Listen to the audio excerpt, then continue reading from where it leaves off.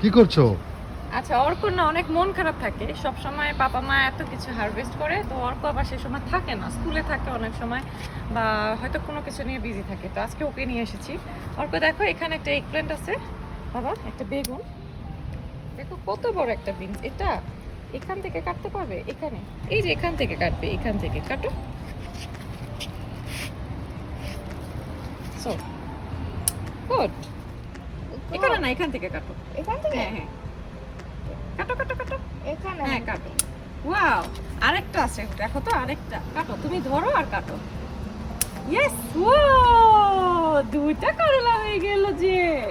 এই যে এই ক্যাপসিকামটা কাটো। আচ্ছা, আমাদের অর্ক আজকে কি কি হারভেস্ট করলো দেখি। অর্ক সবসময় মনটা খারাপ থাকে।